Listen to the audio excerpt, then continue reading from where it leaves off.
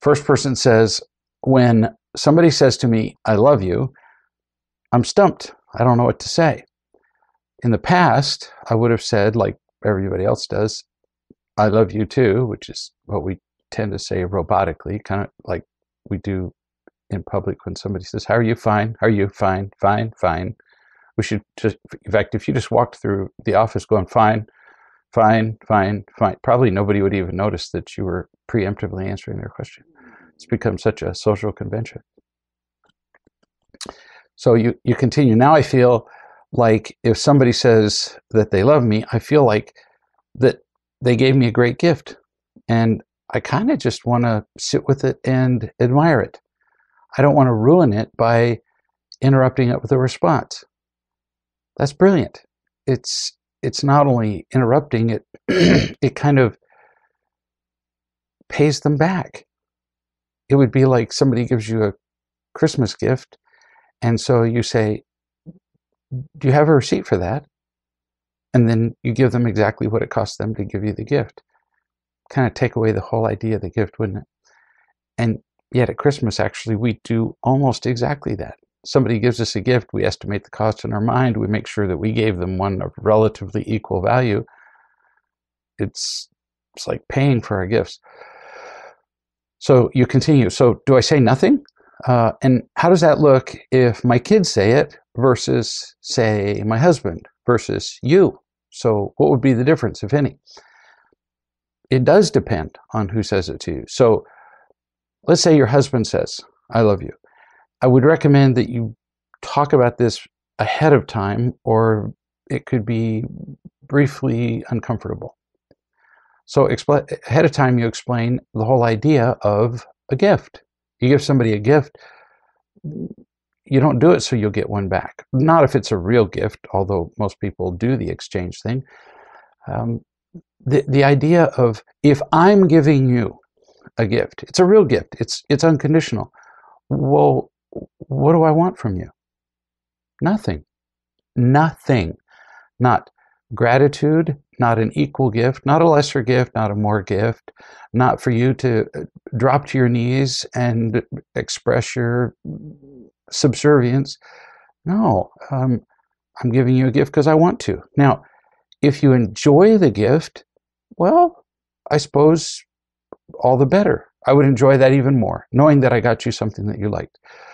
But if you didn't like the gift, I would still enjoy the giving. So, keeping that in mind, what would you say? Let's say your husband says, you might say this to him, explain to him ahead of time that you're going to change the way you do things.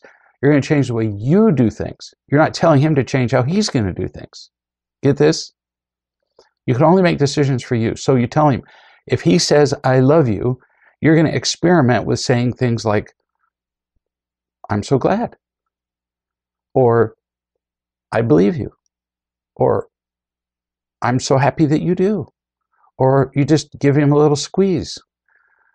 In fact, when I'm first working with people and I tell them I love you and they go to say I love you too, I stop them. I say, you really don't, which is a little shocking the first time that they hear it, because when I'm first working with somebody, there's no way they can know what it means to love unconditionally. They came so that they could feel unconditional love, usually for the first time. So it would be crazy for them to say, I love you too.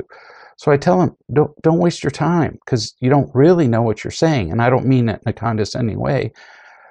You might consider just enjoying it. In fact, if I tell you I love you, you don't have to say anything. You could say, I'm glad if you want to, or I'm grateful, as in I'm grateful overall that you love me, not grateful to me. Or you could just smile. I don't need you to do a thing. Now, what if it's your child who says, I love you? You know, when a 4-year-old says, I love you, when my 4-year-old grandchild wraps his arms around me and says, I love you, Grandpa, I don't say, now, come with me. We're going to turn to page 125 of the Real Love book, and I'm going to explain to you how this is just completely inappropriate for you to love me. No. What a little child means when they say I love you is, I really like how you love me. That's what a little kid is saying. Well, don't ruin that moment for them. So then it might be the appropriate thing to say, oh, honey, I love you. Notice I didn't say love you too. Subtly, I'm teaching a lesson, but not belaboring it. I love you. You would use a different tone of voice than they used. They're going to sense the difference. Really, little kids are very observant about feelings. And the kid's going to get the difference between him saying, I love you, which he would say in the same tone of voice that he might say, I love ice cream, or I love cotton candy, and the tone of voice with which you say it. They'll sense it even though they wouldn't necessarily be able to articulate it. Let's say that a friend says to you, I love you. Now, you could parrot back, I love you too, because with most friends, that's kind of what they expect. And unless they asked you to teach them about real love, why go completely against social convention? Or you could go against social convention, but in an acceptable way. So your friend says, I love you, and you could say, I'm so lucky to have a friend like you. I'm so lucky to have a friend who loves me. Or you just say, I love you too. It just really depends on who's saying it, how much you want to teach, the age of the person, how long you've known them, whether they know what real love means. You'll figure it out. But I gave you a bunch of examples and sort of the criteria, so you can kind of figure it out from there. You continue, though. Apparently not satisfied with my answer to this point. You say, so the grandma, their grandma tells the kids, I love you. And my son, Ryan, who's 3, when she says, I love you, he just takes it in and smiles and says nothing. Your 3-year-old is a genius, smarter than almost all the adults that he knows. So then grandma repeats with a more persistent voice, I love you. You can just hear her saying, are you deaf? Do you not know what the accepted response is? Or at other times, you continue, the people will even poke at the kids. And they're really waiting for them to say it back. So what do I say? Do I say something during while this is happening? Do I say something after? Do I say something to the kids? Do I say something to the grandparents? Again, it depends on who they are. If it's to, just somebody the kids barely know, their second cousin twice removed, which in Northwest Georgia could actually be your sister or your mother. It gets more complicated in Georgia. But if it's just some distant relative, then you don't interfere at all. Don't say a thing. And if that makes the adult uncomfortable that the child doesn't say, I love you too bad. But then later, you explain to your kids what people mean by I love you, that they're usually looking for some kind of expression of love back, and that the kids do not have to say I love you back. But explain to them that if they don't say I love you back, some people might be offended. Just like here in the South, when my kids went to school, they were expected by most teachers to say, yes, sir, yes, ma'am, no, sir, no, ma'am. And my kids, having been raised in the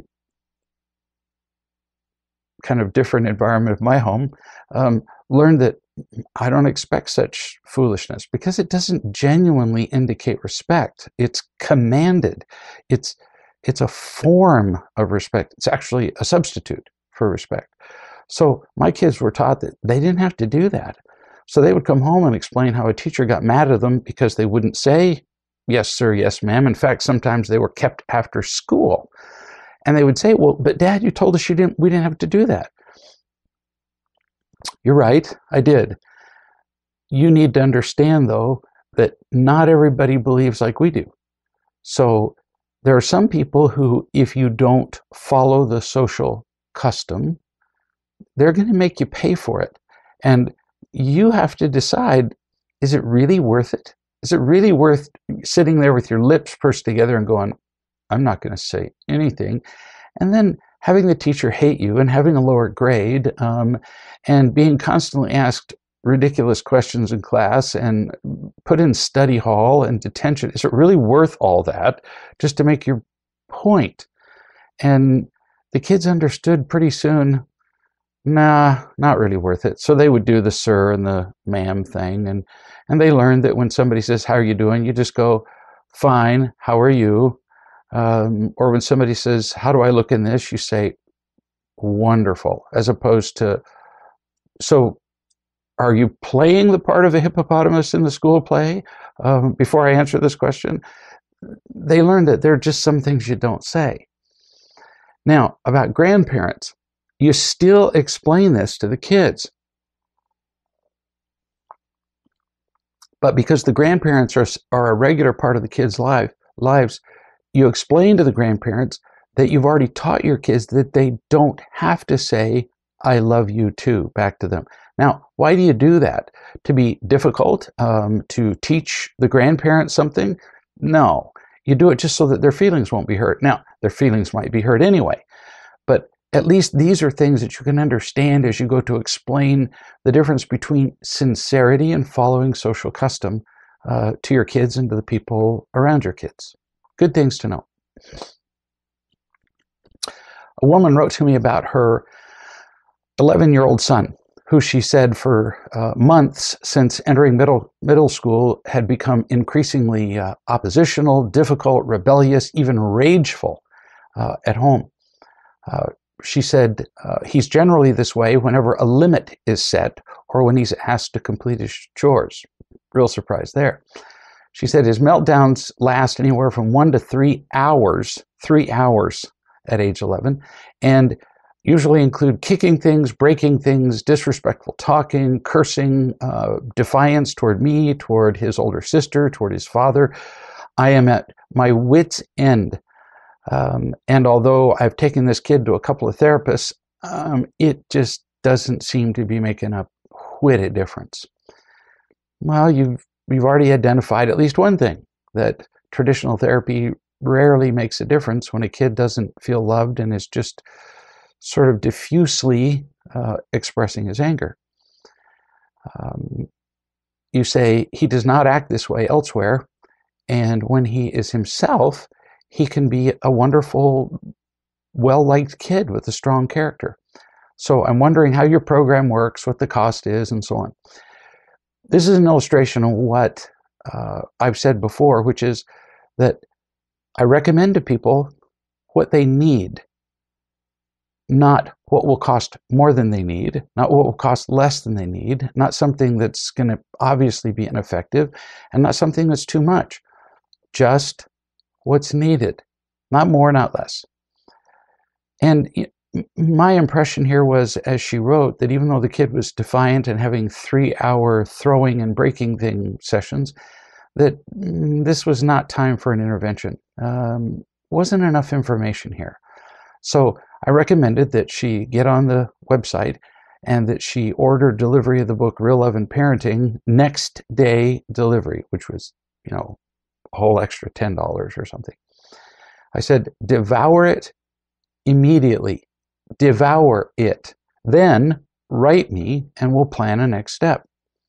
I said, I'd be happy to talk to you, but reading the book beforehand is really pretty indispensable. I use the book not only to inform people, but one of the reasons that I wrote the books is that if somebody writes me with a question and the question is answered in the books and they say, well, I don't have time to read a book. I need your answer right now. Well, I do some quick evaluation. So you want an answer to an incredibly important problem that's tearing your family apart, but you don't have time to read a book. Then I don't have time to answer your question. So apparently she did exactly what I suggested. Ordered the book, next day air. I didn't hear from her. I'd forgotten all about the email interchange. And then 2 months later, which is yesterday, she wrote and she said, I just want to update you. I've finished the book and I've been making changes in myself as I go and as I learn. Both my son and I are doing much better, and it's because of what I'm reading.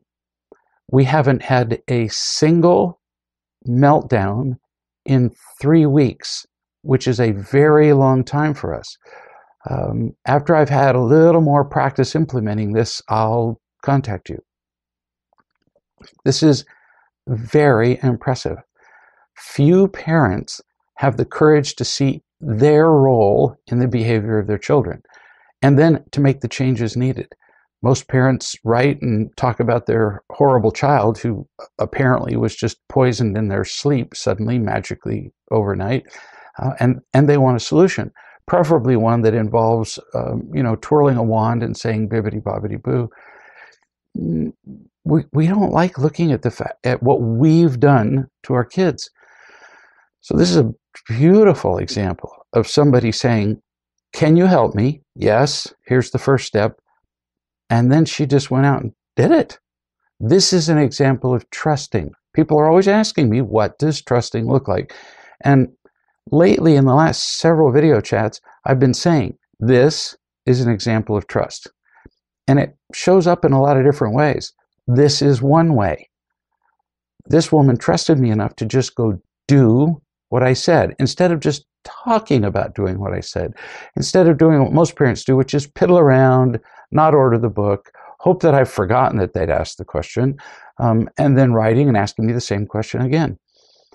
So nice work. Already, no fits, no what she calls meltdowns in 3 weeks, whereas he used to have them every day, every other day.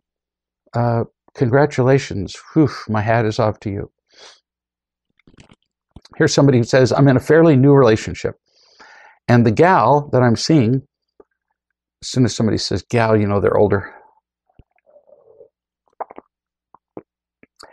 has taken an active interest in the real love principles. And it's great to seeing her make progress. We encourage each other and we share what we're learning. Now here's my question. Would it be inappropriate for her to hold, would it be inappropriate for me to hold her on my lap, just as you did once for me, so that she could feel that part of unconditional love? I know how powerful that kind of connecting with someone is, because that's how I felt when you held me. He was talking specifically to me because he came here for a while. You continue, my concern is that it not be construed to be sexual in any way. You could try it, but I can tell you, even without the sexual component, it doesn't usually work. Why? Because the love she needs is unconditional. That's what she needs. You have a relatively new relationship with her, and both of you are hoping that it will work out. Hoping is a code word, of course, for you have expectations that it will work out. You have expectations of her, she has expectations of you. You just can't help yourselves. You will. So holding her will be really filled with expectations, and then, of course, the virtual certainty of disappointment. She needs a one-way parental kind of love, the kind of love that heals. You could show her some element of love, but it's just going to end up being confusing, even if it's not sexual. Then you add the potential sexual overtones, and now you're just, pretty much doomed. So what do? Find somebody on the list of certified wise men, certified real love coaches that's on the Real Love website. Find somebody close enough that she could fly and see them for a few hours, spend a day with them, talk to them on the phone, Skype call. She needs an experience with unconditional love from somebody that has nothing to gain, where it's one way, where it's not you. So that's what I would suggest. I know a woman who has been frightened all of her life of everything. Her husband, life, everything. She has a 2-year-old child. I've communicated with her by email uncounted times, at least 100 plus. And in all the times that I've communicated with her, she has scarcely even mentioned that she has this 2-year-old child. I've never even heard the child's name. She is stuck in fear, so stuck in fear herself that she has a difficult time even describing anything outside her, including her own child. And she piddled around for the longest time, as evidenced by the fact that I've emailed her easily 100 times, until I said that, you know, kid, we've emailed a bunch of times, but unless you're willing to agree to do certain things, which would demonstrate your trust and your willingness to move forward, I can't help you. I can't just keep sending you emails answering intellectual questions. So she finally made a decision to do exactly whatever I suggested, which for her is pretty amazing. When people are in fear, to trust is the hardest step. It's also the most indispensable step, naturally. Just making the decision to trust has made all the difference. It's changed her attitude toward uncounted things. She's simply less afraid overall. She's looking forward to a new life without fear. Actually, that's almost contradictory. A life without fear is life. She's looking forward to living. She's committed to a course of action. She wrote just recently, she said, "Good morning. I'm doing well. I had an amazing experience with my baby this morning. When I picked him up from his crib, he stayed on my lap in my arms for 20 minutes, just enjoying that I rubbed his back. That's all." Now, this may not sound like a lot to you, but it's amazing because he has never held that still while I touched him since he was born. And you think, well, so what? So he had a freaky morning, maybe he woke up with a phenobarbital overdose, was just kind of lethargic, didn't move. No, what's happened is that as a result of this woman making a commitment to do something different with her life, her fear has already decreased. This kid, I said he was 2 years old. This kid's only 18 months old. And at 18 months, our children are already brilliantly sensitive to how we feel. If we're afraid, they don't want to sit on our lap and have them touch us for 20 minutes. They want to get away from our fear. Oh, well, surely an 18-month-old doesn't sense his parents' fear. Oh, yeah, they're in fact an incredibly sensitive barometer. Your child is already feeling the difference in you. You continue. In the past, he's always run away. I told my father-in-law, and he said, well, I think he's already feeling something different in you, meaning my child. You continue. I felt different, and I think that my baby felt safe. In fact, for the rest of the day, he didn't even need his blankie. It was wonderful. And all this within 1 day of her making the commitment. I want to read you a poem just for fun, written by a guy who led the Scottish Himalayan expedition back in 1951. Trying to climb the Himalayas in 1951 was really fairly equivalent to flying to the moon. He said this, "Until one is committed, there is hesitancy, the chance to draw back, always ineffectiveness, concerning all acts of initiative and creation. There is one elementary truth, the ignorance of which kills countless ideas and splendid plans, that the moment one definitely commits oneself, then divine providence moves with you. All sorts of things occur to help you that would never have otherwise occurred. A whole stream of events issues from the decision, raising in one's favor all manner of unforeseen incidents and meetings and material assistance, which no man would have dreamt would have come his way. Whatever you think you can do or believe you can do, begin it. Action has magic, grace, and power in it." You learned that. You made a commitment and all kinds of things began to change. Your fear decreased. Your baby felt your fear. And I'm not going to go into the long list of other things that have begun to happen simply because you made that commitment. As long as we are hesitant, there's another word for hesitancy, by the way, fear. That's all it is. When we make a commitment, we've made a decision to trust. You can call it commitment if you want to. It's a cool word, but it's really just trust. Because anytime you move forward while you're afraid, which is what commitment is, you're trusting. That's faith. It's a powerful thing. And this is an example. I've said that I would point this out more and more. This is an example of trust. What does trust look like? Making a commitment to move while you're afraid. Very cool. A coach wrote me and said, now listen slow. The coach said, I have a question for the video chat. I don't want to bother you, but it's really important. Now, notice, only 3 sentences, but already you're manipulating me on multiple planes.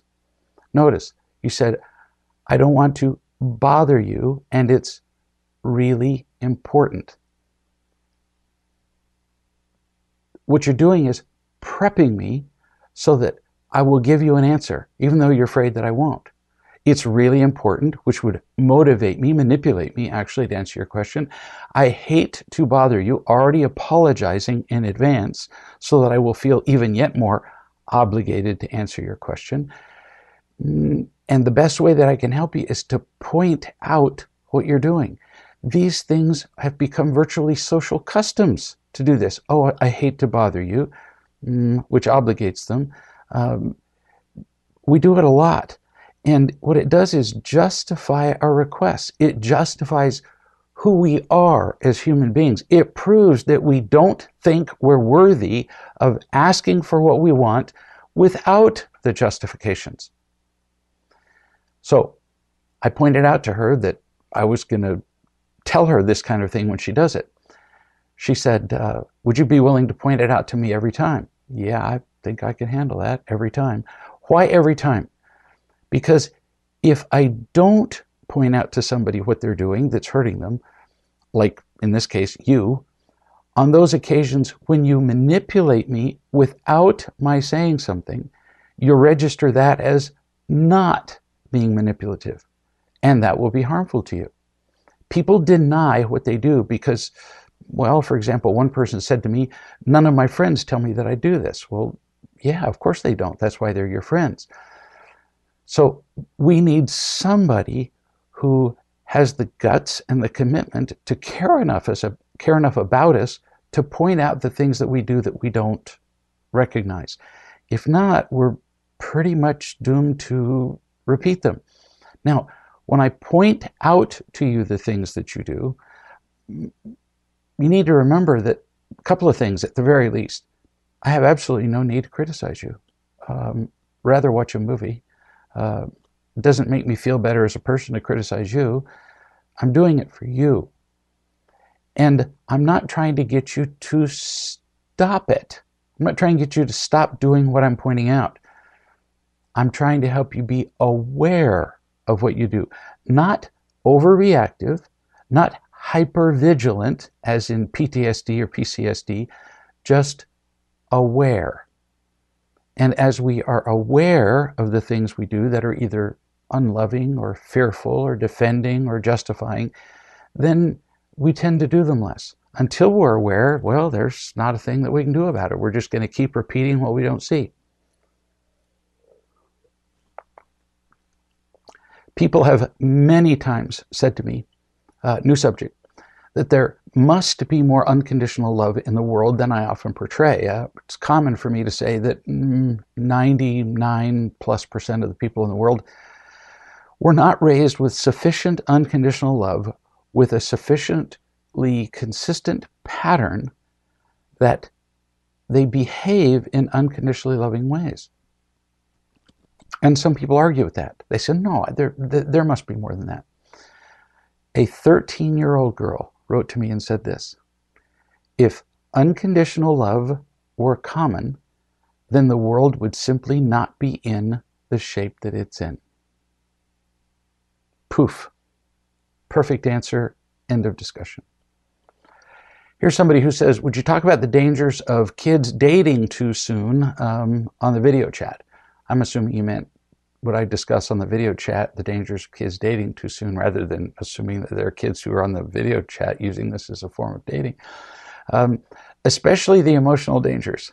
Those of you who don't enjoy grammatical humor, you can just ignore what I just said. It has been absolutely proven by more than one study, proven to the point where there's no question about it at all.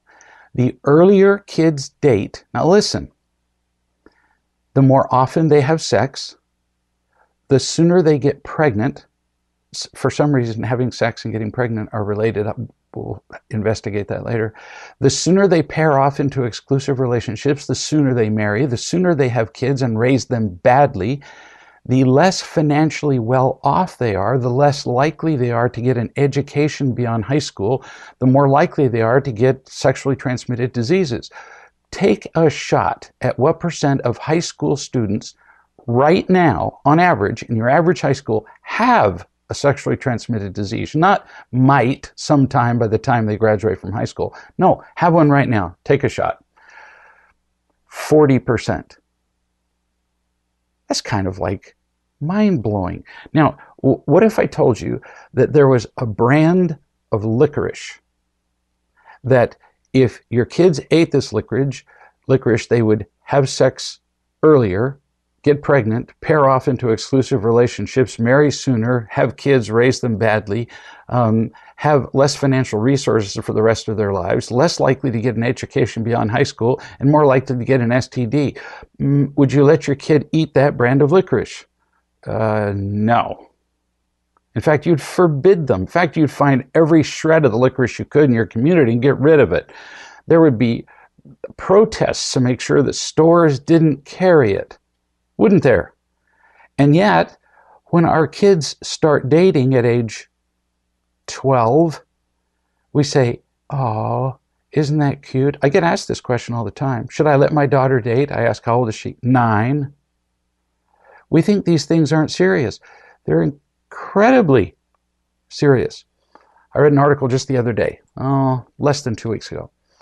And it said that roughly, I'm going to give you a second to guess, what percent of boys, by the time they graduate from high school, have used porn to the point that it would qualify as an addiction if it were alcohol? Long pause. 98%. You convinced now that it's a problem? 98%. That goes along perfectly with early dating, by the way. And the average age for a young man to become addicted to porn is what? 11. We can ignore this if we want, but it's becoming increasingly dangerous for our kids. They're becoming exposed to things that they're just not ready for. It even affects their lifetime income. So what are the emotional problems with early dating? It gives you a false sense of what makes you worthwhile. At school, who are the kids who are most popular? The kids who attract an exclusive partner the soonest, the most dramatically, and the longest. I've been around when actually middle school, it used to be high school kids, now it's middle school kids and elementary school kids. And when kids whisper to each other, did you know that Billy and Susie are together? By the way, the word together means a whole lot more now than it used to mean. Just like the term hooking up. Years ago, it used to mean we'll get together. I would say to another guy, well, hey, let's hook up later in the week. Well, turns out it has an entirely different meaning now amongst college students. It means have meaningless sex with. That's what it means. We've even bastardized the words that we use, so that once innocent words have come to mean things that are really pretty dangerous.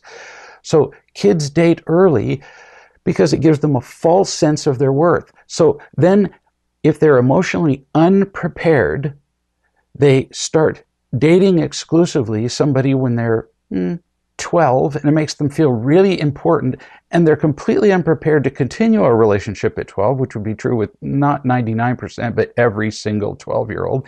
Then it fails. Then what happens to their self-worth? Increasingly, kids are killing themselves when they're love affairs at age 12 fall apart. So the false sense of what makes you worthwhile is a terrible danger of dating early. It gives us hyperinflated expectations of what life even is. There's no denying that there's an incredible emotional rush that comes with falling in love. I still remember the name of the girl that I first kissed. I have absolutely no interest in her. I have no interest in where she is or what she's doing. I don't know if she's alive. At my age, very few people my age are still alive. No interest at all. And yet still, I can remember what it felt like that first time. Oh my goodness, you'd have thought that I had originated the original moon launch. It just felt spectacular. But it's a hyperinflated expectation. So then you expect that to continue in subsequent relationships. And when it doesn't, we feel enormously disappointed. I've seen 45-year-old women who, after having been married for years and years and after having had multiple children, are still having that feeling of romantic delusion about their high school sweetheart. And the number of people who go back to their high school sweetheart and have an affair is amazingly common. Another danger is a lack of preparedness for a relationship that requires incredible maturity. Being in an exclusive romantic relationship with somebody requires staggering maturity. Very few adults can handle exclusive dating. What chance in the world does a 13-year-old have? Allowing your 13-year-old to date is essentially sentencing your child to failure, to disappointment, to tears, to drug addiction, to, in some cases, suicide is what follows. And then when the suicide does follow, and when your daughter breaks up with the 13-year-old Romeo who with pimples who doesn't know whether Canada is in North America, and she hangs herself, then everybody says, oh, what happened? Maybe she had depression. No, maybe she had incredibly stupid parents. Now, in our defense, we parents don't realize the dangers of early dating, but they're catastrophic, which is why I'm kind of making a deal about them now. Because most parents, when their 13-year-old wants to date, this is their first exposure to this.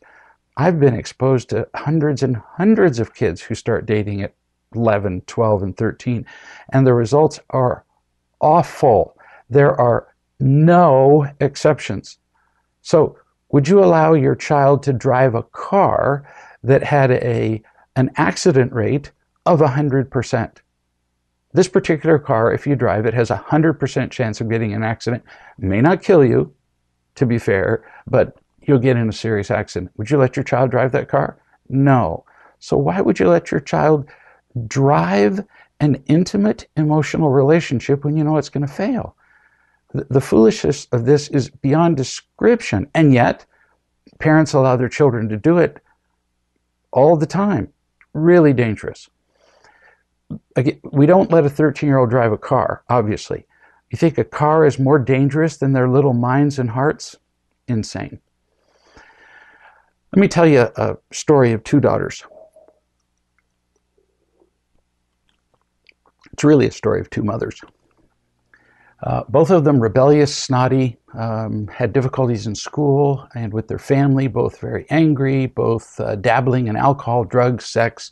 In other words, fairly average teenagers, which is sad to say, but true. So both mothers asked me what to do. And I described very clearly what they could do.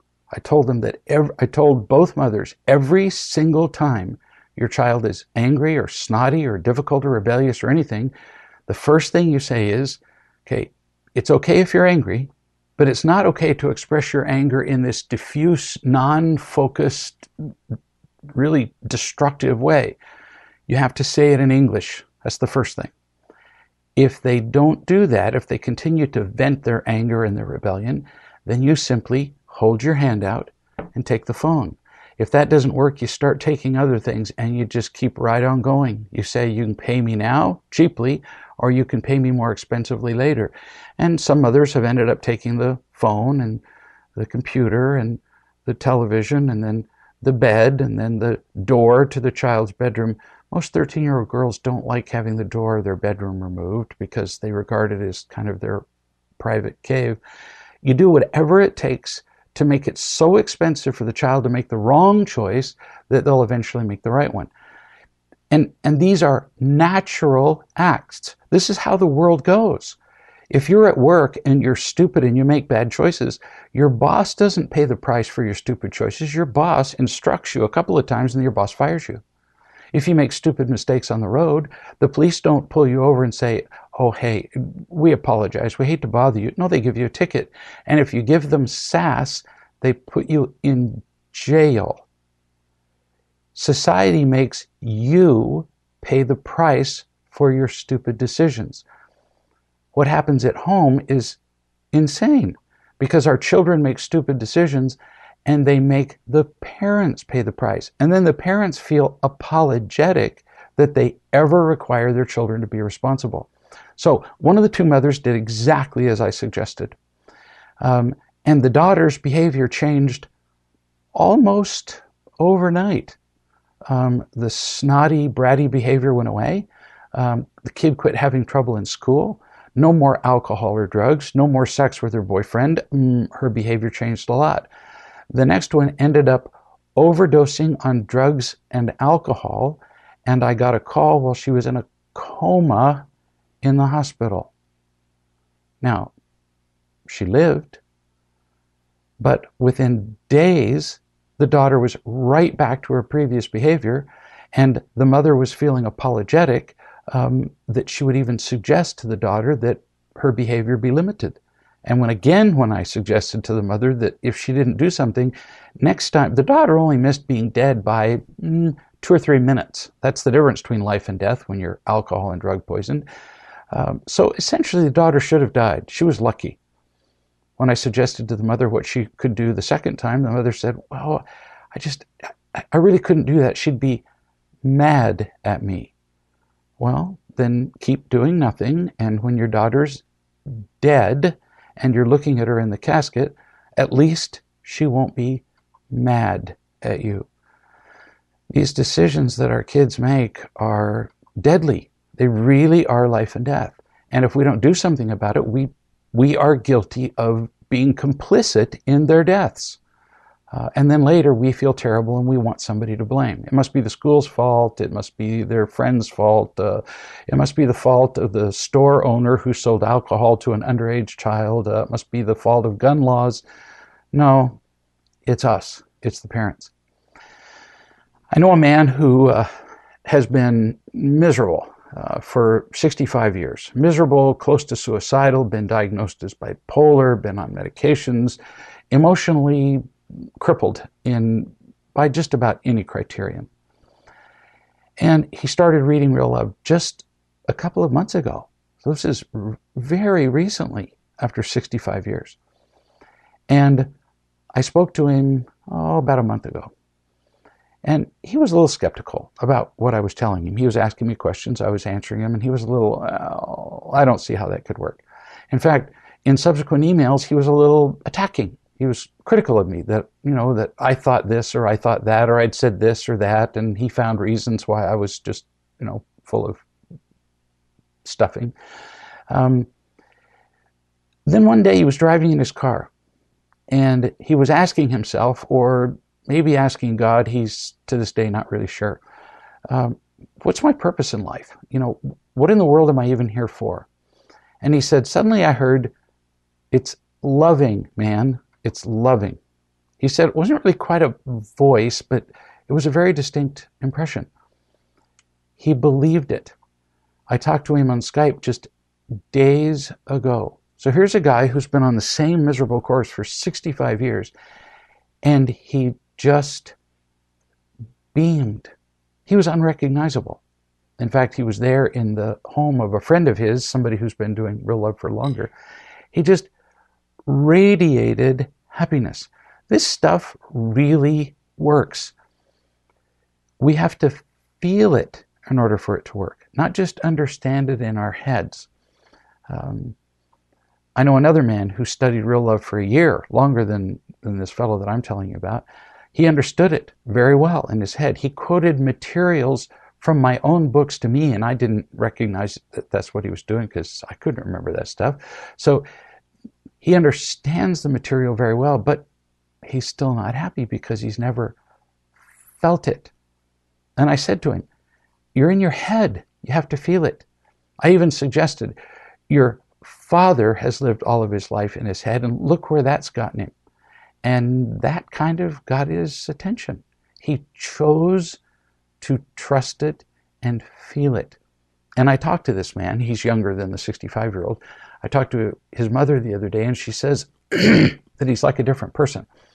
Now, back to the 65-year-old who learned that his life purpose is loving. He called me and he said that the other day he walked into the room where two of his adult children were arguing, just at each other's throats.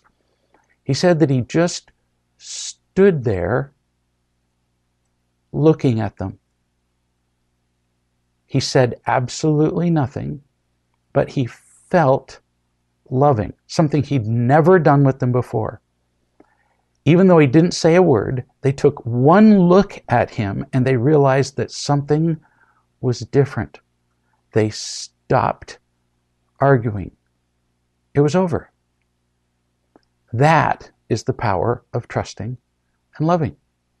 It changes who we are. It changes the way we think. It changes the way we look. It changes the way we speak. It changes the way we stand silently in a room with our children. It transforms the world around us. This was such a lovely story to hear. Such an unusually quick and profound change in the life of somebody who's older than most people will ever change. Shoot, at 65, he's almost as old as me. I talked to a member of the website the other day. A couple of people. They've been in real love for years. The list of their unhappy behaviors would fill a book. One of them had PTSD from the military. He was hospitalized for stress-related disorders. When I say I talked to a couple of people, I mean they are a couple. So he was hospitalized for stress-related disorders, drug addiction, on and on.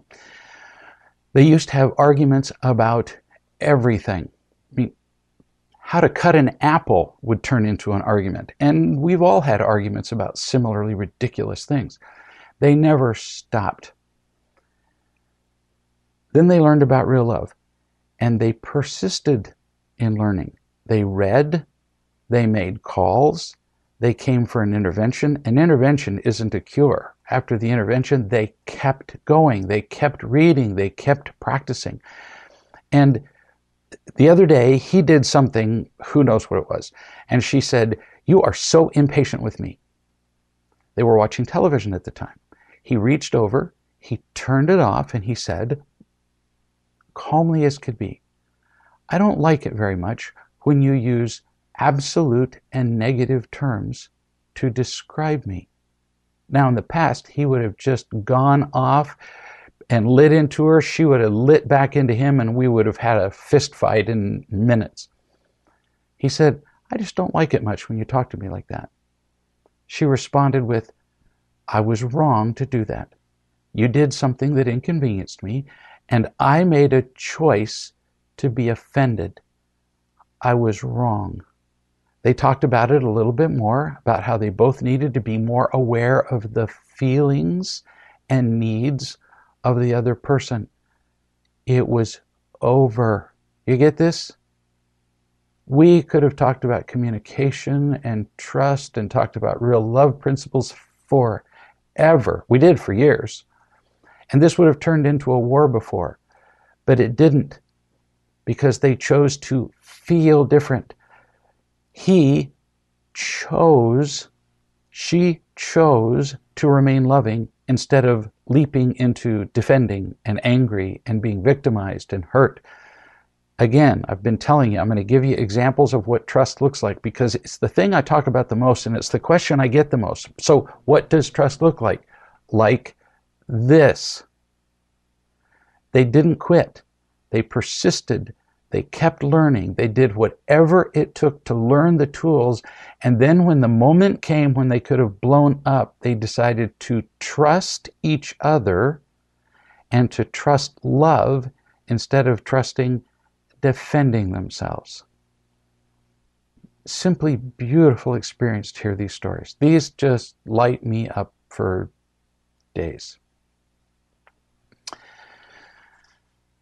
This is from a woman whose life has changed more dramatically over a few years than almost anybody that I can think of. Not so very long ago, 3 or 4 years ago, she was miserable, suicidal. The story goes on and on. She writes and she says to me, it makes me laugh just to read it. She said, "I am such a good mom." It would have been unimaginable 4 years ago that she would have been a mother in the first place, that she would have still been in a relationship, or that she could have said these words. "I'm such a good mom." This is like music to my ears. And because I know you, I have no difficulty at all believing that. You keep going. "I'm learning to really listen to my daughter, who's a toddler. Really listen instead of just forcing her to adhere to my principles. She still has to learn to be responsible. Remember, she's a toddler, and not to do things that are unloving, but sometimes I can do that much more gently than I would have thought before.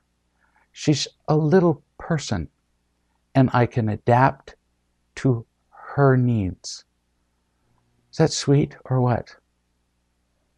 You continue. "We went to playgroup today, and it is horrifying how little parents care about their children." I agree. In fact, I can hardly stand to watch parents around their small children because of the way they treat them. You keep going. "The moms dump the kids down at playgroup and go and talk to each other about what tanning beds they use, what they saw somebody wear, about their Facebook accounts, about what their friends are doing in their horrible relationships or divorces or whatever.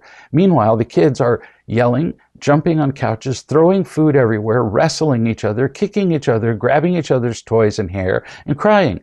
And during all of this, none of the mothers are paying any attention except to occasionally look over and say, 'Stop that.'"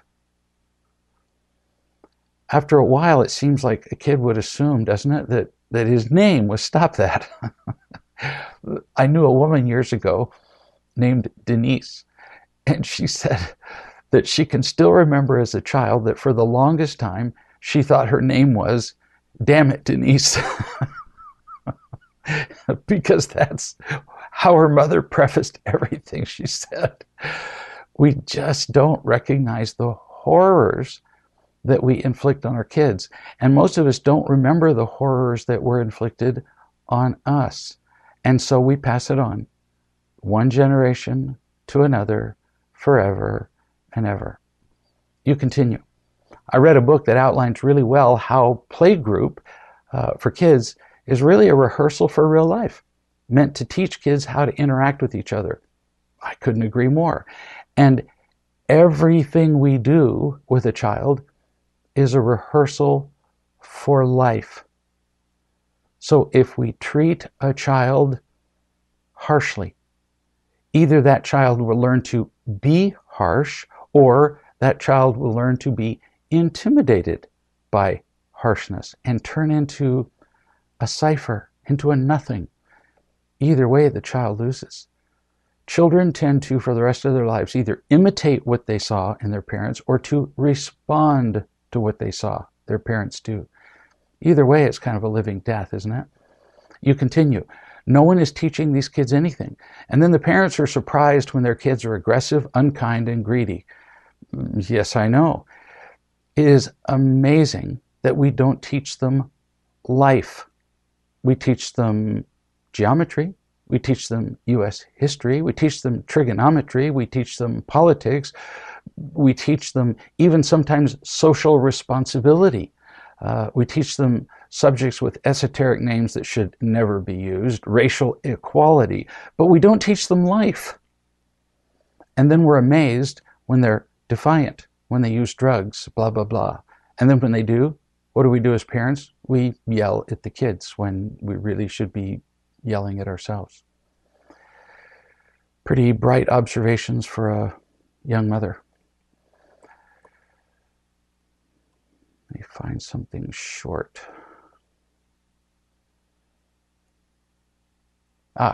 Here's somebody who says, I have a question. Why do some people talk and talk and talk and talk when they're afraid, and others can't think of anything to say when they're afraid? They're just different reactions to fear. Talkers, the ones that yap, yap, yap, yap, yap when they become afraid, have learned to create a world where they have the illusion of being in control. Their words put them in control. The quiet ones learn to just freeze. You continue. I find that when I have no fear, words just flow where necessary, and thinking doesn't even come into the equation. Yet, when I have any background fear, my mind goes blank, and I'm fumbling around for words. That's just your particular reaction to fear. I've noticed people who are clearly very afraid, and words just tumble out of them. Why are they able to think about what to say while I am not?